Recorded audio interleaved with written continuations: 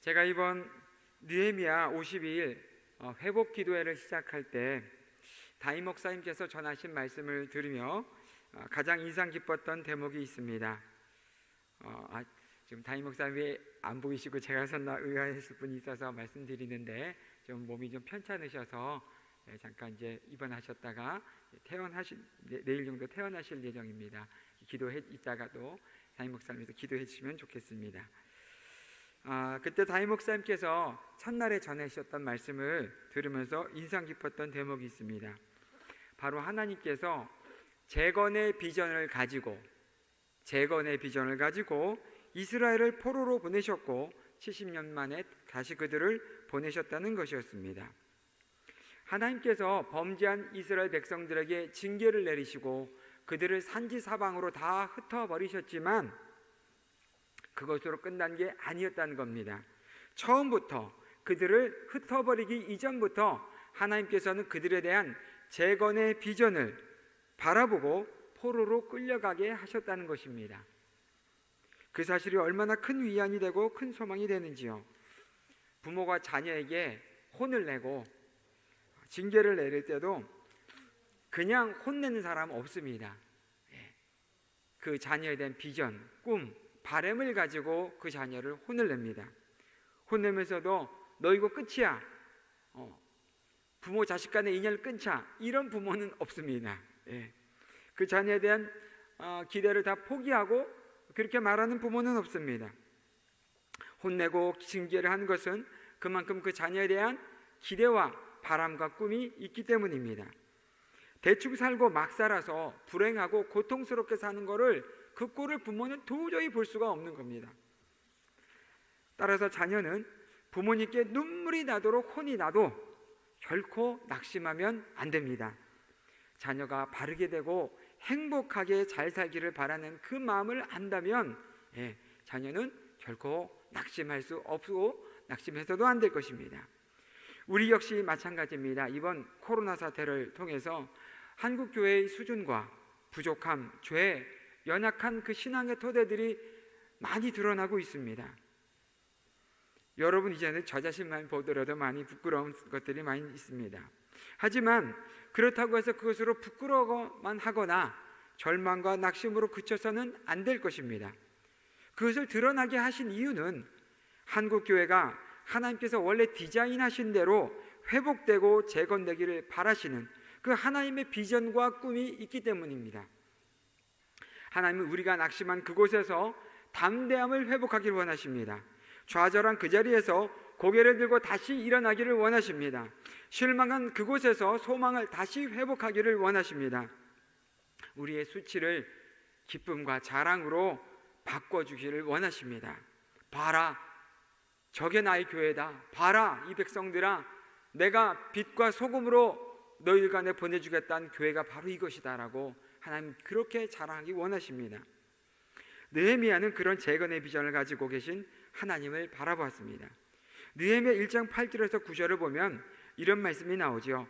옛적에 주께서 주의 종 모세에게 명령하여 이르시되 만일 너희가 범죄하면 내가 너희를 여러 나라 가운데 흩을 것이요 만일 내게로 돌아와 내 계명을 지켜 행하면 너희 쫓긴 자가 하늘 끝에 있을지라도 내가 거기서부터 그들을 모아 내 이름을 두려고 택한 곳에 돌아오게 하리라 하신 말씀을 이제 청하건대 기억하옵소서. 이들은 주께서 일찍이 큰 권능과 강한 손으로 구속하신 주의 종들이요 주의 백성들이니이다 라고 기도하는 대목이 나옵니다. 느헤미야는 지금 1000년 전에 1000년 전에 모세가 하나님께서 모세를 통해서 그들의 조상과 후손들에게 약속해 주신 바로 그 말씀을 붙잡고 기도하고 있습니다. 하나님께서는 십계명을 주셨던 저 광야 한복판 호렙산에서도 그리고 가나안 땅 들어가기 전 모압 평지에서도 모세를 통해서 말씀하셨습니다.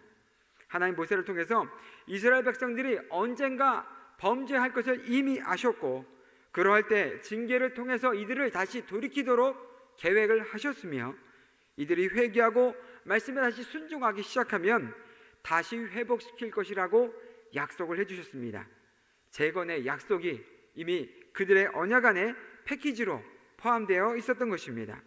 그래서 모세는 출애굽한 직후, BC 약 1400년 전인데 광야 호렙산 아래서 이렇게 하나님의 말씀을 전했습니다. 레위기 26장을 보면은 그들이 나를 거스른 잘못으로 자기의 죄악과 그들의 조상의 죄악을 자복하고 또 그들이 내게 대항함으로 나도 그들에게 대항하여 내가 그들을 그들의 원수들의 땅으로 끌어갔음을 깨닫고 그 할례 받지 아니한 그들의 마음이 낮아져서 그들의 죄악의 형벌을 기쁘게 받으면 내가 야곱과 맺은 내 언약과 이삭과 맺은 내 언약을 기억하며 아브라함과 맺은 내 언약을 기억하고 그 땅을 기억하리라. 계속해서 44절에 보면 그런즉 그들이 그들의 원수의 땅에 있을 때에 내가 그들을 내버리지 아니하며 미워하지 아니하며 아주 멸하지 아니하고 그들과 맺은 내 언약을 폐하지 아니하리니 나는 여호와 그들의 하나님이 됨이니라. 모세는 이 약속의 말씀을 처음 호렙산에서 선포했고요. 그 말씀을 또 40년 이후에 광야 40년을 지난 뒤에 모압 평지에서 다시 상기시켜 주었습니다. 신명기 4장에도 이스라엘 백성들이 이제 가나안 땅에 들어갈 것인데 거기서 스스로 부패하여 하나님의 진노를 일으키게 되면 속히 망할 것이다. 그러면 하나님께서 너희들을 또 여러 민족에게 흩을 것이다. 그러나 거기서 너희가 하나님 여호와를 찾게 되리니 만일 마음을 다하고 뜻을 다하여 그를 찾으면 만나리라. 이 모든 일이 네게 임하여 환난을 당하다가 끝날에 네가 네 하나님 여호와께로 돌아와서 그의 말씀을 청종하리니 네 하나님 여호와는 자비하신 하나님이라 그가 너를 버리지 아니하시며 너를 멸하지 아니하시며 네 조상들에게 맹세하신 언약을 잊지 아니하시리라. 처음에 출애굽을 했을 당시에 호렙산에서 이 재건의 약속을 처음 이스라엘 백성들이 받았을 때 이스라엘 백성들이 어떻게 생각을 했을까요? 아유, 하나님도 이렇게 놀라운 은혜, 세상 사람들은 죽었다 깨나지도 받지 못했던 이런 놀라운 은혜를, 이 은혜를 받은 우리가 어떻게 감히 하나님을 배반하겠습니까? 어떻게 그렇게 놀라운 능력으로 우리를 구원해 준 하나님을 어떻게 잊겠습니까? 어떻게 이 크고 두려우신 하나님의 음성을 직접 우리가 들었는데 어떻게 우리가 다른 우상을 섬기겠습니까? 하나님, 그럴 리 없으니까 제발 염려 붙들어 매세요. 하나님 잘 섬기겠습니다. 걱정하지 마세요 라고 아마 마음속으로 그러지 않았을까요? 그러나 그 이후 광야에서 겪었던 40년의 시간들은 출애굽의 그 구원의 은혜, 그 놀라운 은혜를 받은 백성들이 얼마나 쉽게 그 은혜를 잊을 수 있었는지, 또 얼마나 쉽게 하나님을 배반하고 대적할 수 있는지를 충분히 경험할 수 있는 시간이었습니다. 하나님은 아셨죠. 하지만 이스라엘 백성들만은 인정하기 싫어했던 것입니다. 그렇게 쉽게 부패하고 그렇게 하나님을 배반할 수밖에 없는 연약한 존재라는 것을 인정하기 싫어했지만 그 40년의 시간은 그것을 인정하게 만들었습니다. 아마 이 모세의 설교를 들었던 출애굽의 다음 세대는 이런 심정으로 들었을 것입니다. 맞습니다. 하나님, 정말 우리는 너무나 부패하기 쉽고 너무나 배반하기 쉬운 사람들입니다. 우리가 가나안에 들어가서도 주님께서 도와주셔야 되고 주님께서 우리를 계속해서 용서해 주셔야 됩니다. 주님이 다시 우리를 회복시켜 주지 않으시면은 우리는 가망이 없는 자들입니다. 하나님 도와주세요라고 그들은 마음속으로 고백했을 것입니다. 그리고 그 모세의 설교가 있은 지 약 500년 후에 우리가 오늘 지금 방금 읽었던 솔로몬의 기도가 나옵니다. 솔로몬이 성전을 짓고 하나님 앞에서 기도했던 내용의 일부입니다. 오늘 말씀 46절을 다시 한번 읽어보시겠습니다. 46절입니다.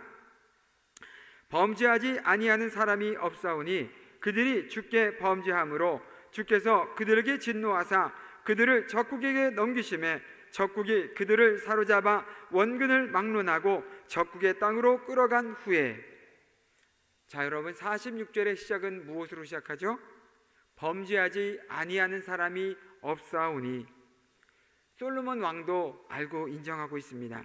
조상들이 그 부푼 꿈을 안고 여호수아와 함께 가나안 땅에 들어왔지만 여호수아 한 세대가 죽고 난 뒤에 그 다음 세대들은 여호와 하나님을 알지 못하고 하나님께서 이스라엘 백성들을 위해서 행하신 모든 일을 다 기억하지도 못해서 급속하게 범죄하게 된 사실들을 말입니다.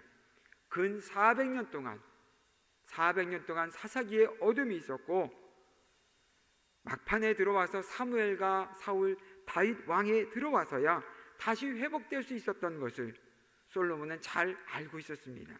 그래서 지금 하나님의 은혜로 부유하고 강하고 큰 나라가 되었지만 언제든지 범죄하고 하나님을 떠날 수 있는 것을 인정을 하고 이렇게 멀리 내다보면서 재건의 약속을 또다시 선포하면서 기도하고 있는 것입니다. 우리는 컴퓨터 하나 사고 핸드폰 하나 사도 여러분 그거 하나 살 때 절대로 고장나지 않을 거야. 절대로 고장나지 않을 거야. 여러분 그런 거 기대하고 사시는 분 있으십니까? 그런 분 없을 겁니다. 아무리 새 거고, 물론 우리 살 때는 고장 안 날 만한 거, 고장 덜 날 만한 거 사지만 전혀 고장이 안 날이라고 생각하시는 분은 없을 겁니다. 그러니까 제품을 줄 때도 품질 보증서 이렇게 해놓고 AS 기한 그거 다 명시를 해주잖아요. 언젠가는 자체 결함이든지 외부의 충격이든지 고장날 수 있다는 것을 감안을 하고 삽니다. 그것처럼 우리는 우리 자신이나 다른 성도들을 바라볼 때도 앞으로 한 번도 죄를 지지 말아야 될 것처럼, 앞으로 좌절하거나 낙담해서는 안 될 것인 것처럼, 한 번 더 배반해서는 할 수는 없는 사람인 것처럼 생각해서는 안 됩니다. 제가 드리는 이 말씀이 우리가 죄를 지어야 되고 좌절해야 되고 낙담 배신해야 된다는 해도 된다는 것을 말씀드린 건 아니란 건 아시죠? 하나님은 아십니다. 우리가 낙심할 수 있다는 사실을, 좌절할 수 있고 실망할 수 있고 수치로 고개를 들지 못할 때가 있다는 것을 아십니다. 죄의 유혹에 빠져서 하나님께 등을 돌리고 거역할 수 있다는 것을 아십니다. 그러니 우리 자신이나 다른 성도들도 그런 연약한 존재, 마음이 부패한 존재라는 것을 인정해야 합니다.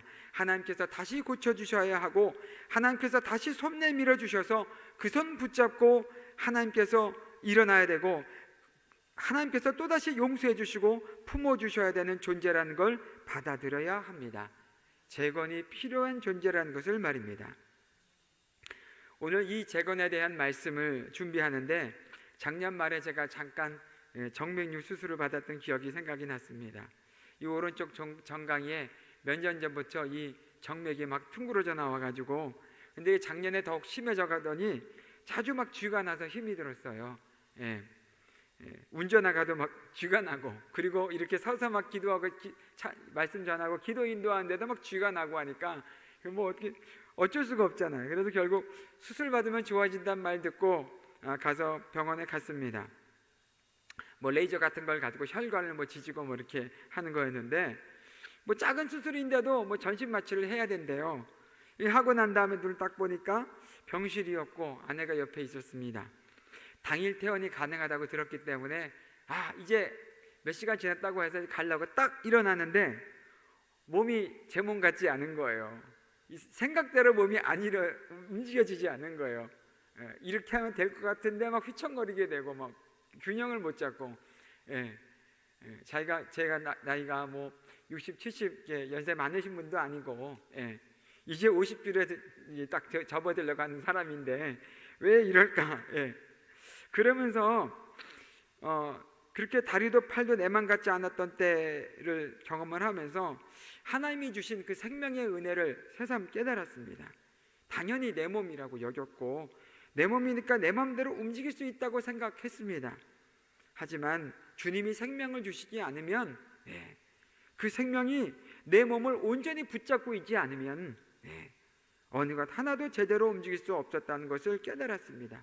한 발짝 걷는 것도, 물 한 모금 삼키는 것도, 그리고 눈 한 번 깜짝이는 것도, 죄송합니다만 시원하게 방구 한 번 끄는 것도 내가 원한다고 할 수 있는 게 아니라 하나님이 주셔서 허락해 주셔야 가능하다는 사실을 그때 깨달았습니다. 내 몸도 내 가정도 내 교회도 실은 내 것이 아니라는 거죠. 하나님이 내게 주셔서 우리에게 주셔서 누리게 하신 것입니다. 그러니 하나님께 고장나면 AS를 맡기고 부탁해야 된다는 것입니다. 이 위기와 좌절, 수치와 염려의 때에 우리는 깨닫게 됩니다. 그래서 우리는 정말 감사할 수밖에 없습니다. 우리가 주님의 것이라는 사실에 정말 감사할 수밖에 없습니다. 우리는 주인이 있는 존재잖아요. 주인 없는 거하고 주인 있는 거하고 다르죠. 예, 주인 없는 것은 아무리 멋있는 차라고 해도요, 몇 날 안 있으면요, 저거 버린 차다.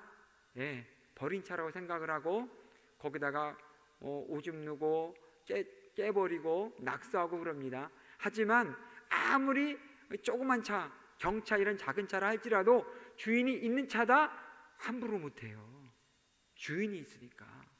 저거 주인이 없는 건 줄 알았는데 주인이 있네, 사람이 타고 다니네, 깔보더라도 함부로 하지 못합니다. 나를 책임져 주시는 분이 있다는 것을 확인하기 때문에 우리는 감사할 수가 있습니다. 그래서 우리가 연약할 바로 그때가 우리가 가장 강할 수 있는 그때이며 죄가 넘쳐난 곳에 은혜가 넘쳐날 수 있습니다. 솔로몬은 오늘 기도의 말미에 이렇게 말을 하고 있습니다. 51절부터 53절까지 같이 읽으시겠습니다. 51절부터 53절까지입니다. 시작. 그들은 주께서 철풀물 같은 애굽에서 인도하여 내신 주의 백성 주의 소유가 됨이니이다. 원하건대 주는 눈을 들어 종의 간구함과 주의 백성 이스라엘의 간구함을 보시고 주께 부르짖는 대로 들으소서. 주 여호와여, 주께서 우리 조상을 애굽에서 인도하여 내실 때에 죄종 모세를 통하여 말씀하심 같이 주께서 세상 만민 가운데서 그들을 구별하여 주의 기업으로 삼으셨나이다. 아멘. 여러분, 여기서 솔로몬이 무엇을 강조하고 있는지 잘 들으셨나요? 가장 많이 나온 말이 주이죠, 그죠? 주의 백성, 주의 소유, 주의 기업. 다 하나님, 당신은 우리 주인이십니다. 우린 당신 겁니다. 미워도 당신 겁니다. 못나도 당신 겁니다. 죄를 범했어도 당신 겁니다. 계속 이거를 하나님 앞에 강조를 하고 있습니다. 그런데 여러분, 그렇게 배신하고 천여 년 동안, 수백 년 동안 그렇게 거역한 사람들로서 이 말을, 그것도 하늘의 하나님 앞에, 세상 사람들이라면은 우리 모든 죄를 다 알 수 없지만 하나님은 다 아시잖아요. 그 하나님 앞에 어떻게 담대하게 무슨 낯짝을 들고 말을 할 수 있을까요? 생각해 보십시오.